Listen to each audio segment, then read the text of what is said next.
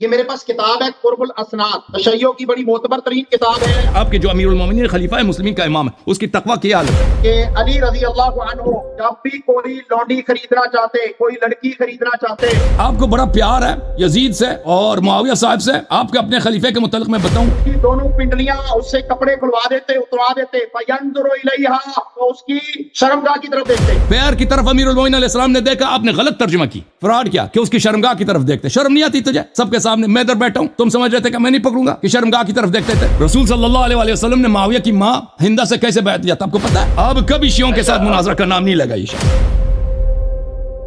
بات شروع کروں بھائی؟ جی عبدالقیوم صاحب بسم اللہ کیجیے گا۔ یہ میرے پاس کتاب ہے قرب الاسناد، تشیع کی بڑی معتبر ترین کتاب ہے، اور 3ری صدی کا یہ ہجری کا یہ عالم ہے الشیخ الجلیل ابن عباس عبداللہ بن جعفر الحمیری، ٹھیک ہے۔ اس نے اپنی کتاب کے اندر قرب الاسناد کے اندر سند کے ساتھ لکھا ہے، روایت نمبر 344 ہے، کہتے ہیں وَأَنْهُ عن ابی علوان عن جعفر عن ابیہ عن علی علیہ السلام انہ کان اذا اراد ان یتبع الجاریۃ یکشف عن ساقیها فینظر الیہا۔ اس میں ترجمہ اس کا یہ ہے کہ علی رضی اللہ عنہ جب بھی کوئی لونڈی خریدنا چاہتے، کوئی لڑکی خریدنا چاہتے، انہ کان اذا اراد ان یتبع الجاریہ، جب وہ کسی لڑکی کی بیع کرنا چاہتے، اس کو خریدنا چاہتے، یکشف عن ساقیہا، اس کی دونوں پنڈلیاں اس سے کپڑے کھلوا دیتے، اتروا دیتے، فینظر الیہا، انا للہ و انا الیہ راجعون، تو اس کی شرمگاہ کی طرف دیکھتے، فینظر الیہا، اس کی پنڈلیاں اس سے کپڑے ہٹوا کے اس کو جو ہے وہ دیکھتے۔ یہ کتاب ہے، بے سومی کی ہستی ہے تشیع کی، انا للہ و انا الیہ راجعون۔ پھر انہوں نے کہا کہ امیر المومنین علیہ السلام جب کنیز خریدتے تھے تو وہ کیا کرتے تھے؟ حدیث نمبر 344 ہے یہ کشف قرب الاسناد میں، بلے انہ علیہ السلام اذا اراد ان یبتاع الجاریۃ یکشف عن ساقیہا فینظر الیہا۔ امیر المومنین علیہ السلام جب کوئی لونڈی خریدنا چاہتے تھے تو اس کے پیر، اس کے جو پنڈلی ہوتی ہیں اس کو مکشوف کرتے تھے، یعنی اس سے جو پردہ ہوتا تھا جو اٹھا دیتے اور اس کی طرف دیکھتے تھے کہ یہ صحت مند ہو، اس میں کوئی مرض نہ ہو، کوئی خرابی نہ ہو۔ نے ترجمہ یہ کیا کہ اس کی شرمگاہ کی طرف دیکھتے تھے نا، آپ نے تو خیانت کی اس میں۔ آپ نے ترجمہ یہ کیا پنڈلیوں سے پردہ ہٹاتے تھے اور اس کی شرمگاہ کی طرف دیکھتے تھے۔ یہ آپ کے نص الفاظ ہے، یہ حدیث میں نہیں کہ اس کی شرمگاہ کی طرف دیکھ، اس کے پیر کی طرف دیکھتے تھے۔ بھائی اس زمانے میں بازار سے غلام خریدے جاتے تھے اور بعض لوگ سلیو گرلز بھی خریدتے تھے نا، اس میں بوڑھیاں بھی ہوتے تھے، جوان عورتیں بھی ہوتی تھی۔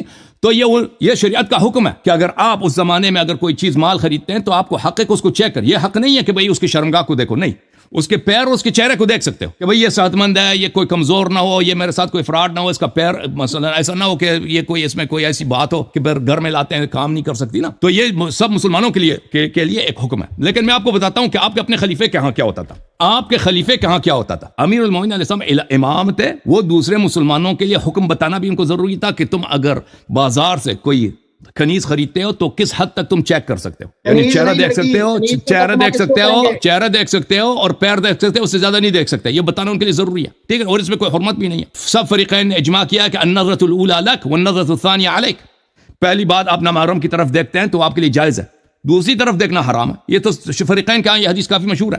لیکن میں آپ کو اپنے خلیفے کی بات بتاتا ہوں، یہ تفسیر یحییٰ بن سلام ہے۔ اوے ادھر دیکھو مولوی عبدالقیوم صاحب، ادھر دیکھیں نا، ادھر دیکھیں، یہ دیکھیں، یہ تفسیر ہے، جلد نمبر اول ہے، تفسیر سورہ نحل ہے۔ یہ کتاب چھپی ہے دارالکتب العلمیہ میں سنہ 2004 میں۔ آپ ملاحظہ کریں، یہاں پر روایت یہ ہے، انس بن مالک کہتے ہیں کن جواری عمر یخدمنا، ہم عمر کے گھر جاتے تھے، عمر کے ہاں اس کے کنیزیں تھیں، وہ ہماری خدمت کرتی تھیں، ہمارے لیے کانا وغیرہ جو کاشفات الرؤوس، عمر کے گھر، ان کے گھر جو لونڈیاں تھیں اس کے سر پہ پردہ نہیں ہوتی تھی۔ تضطرب ثدیہن بادیۃ خدامہن، ان کے جو چاتی تھے نا پستان ان کی جمپنگ کر رہی ہوتی تھی، بادیتن، پستان ان کے سب کھلے ہوئے تھے، پردہ نہیں تھا پستان کے حد تک۔ یہ آپ کے خلیفے کے گھر میں آپ کے جو امیر المومنین خلیفہ مسلمین کا امام ہے، اس کی تقوی کی حالت ہے۔ مہمان آتے ہیں، مہمان کے سامنے ان کی لونڈیوں کا پردہ نہیں ہے، پردہ کہاں تک نہیں کہ یہ ان کا پستان ان کا کھلا ہوتا تھا۔ یہ آپ وہ خلیفہ جس کو آپ اپنا امام مانتے ہو،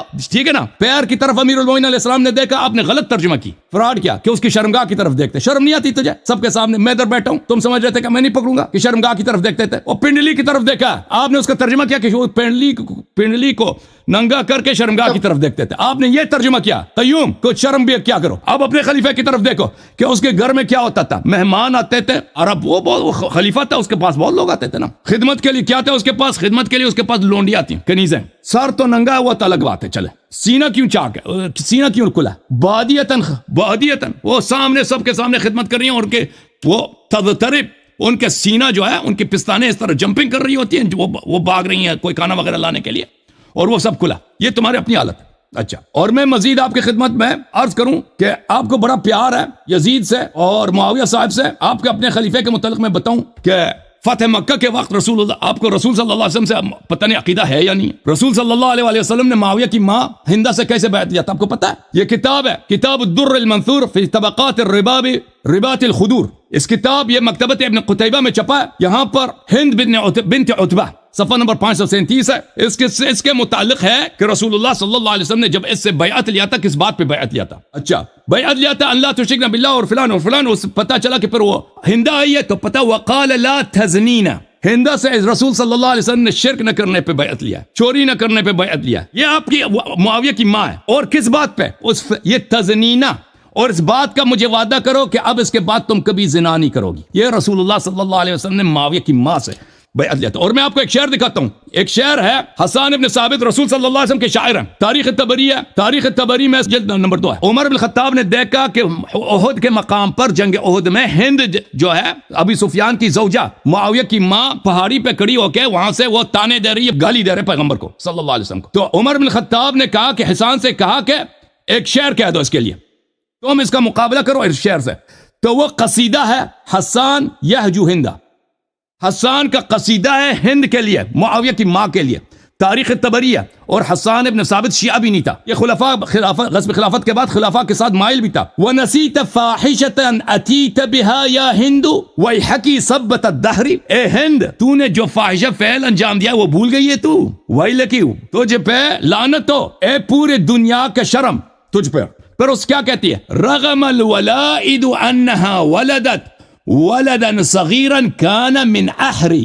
احر عربی زبان میں زنا کو بولتے ہیں. شیخ صاحب ادھر دیکھو, معاویہ پہ فخر کرتے ہو, یزید پہ فخر کرتے ہو نا آن لائن. اب یاد رکھ لینا کہ حسان ابن ثابت نے سب رسول صلی اللہ علیہ وسلم کے بارگاہ میں احد کے میدان میں یہ ہند سے کہا کہ سب لوگ جانتے ہیں کہ تو نے ایک بچے کو پیدا کیا تھا, وہ چھوٹا سا بچہ تھا, اس کو تو نے زنا سے پیدا کیا ہے. کان من, یہ واضح صحابی رسول صلی اللہ علیہ وسلم ہے, شاعر نبی صلی اللہ علیہ وسلم ہے. عمر بن الخطاب نے فرمائش کی کہ شعر پڑھو. رسول صلی اللہ علیہ وسلم کے سامنے اس نے کہہ دیا کہ ہند جو ہے زانیہ. اور پھر میں نے یہ بھی دکھا دیا کہ رسول صلی اللہ علیہ وسلم نے ہند سے, معاویہ کی ماں سے اسی بات پہ بیعت لیا تھا کہ تو اب کبھی زنا نہیں دے گی. ٹھیک ہے نا, ماشاءاللہ سبحان اللہ. اب جواب دینا, اب کبھی شیعوں کے ساتھ مناظرہ کا نام نہیں لگا یہ شخص. جواب دینا کہ امیر المومنین علیہ السلام نے کنیز کے پیر کی طرف دیکھا, یہ کہہ رہا کہ انہوں نے کیا دیکھا, ان کی شرمگاہ کی طرف دیکھا. طبیعت صاف ہو گئی ان کی نہیں ہوئی. قیوم صاحب, عبد القیوم صاحب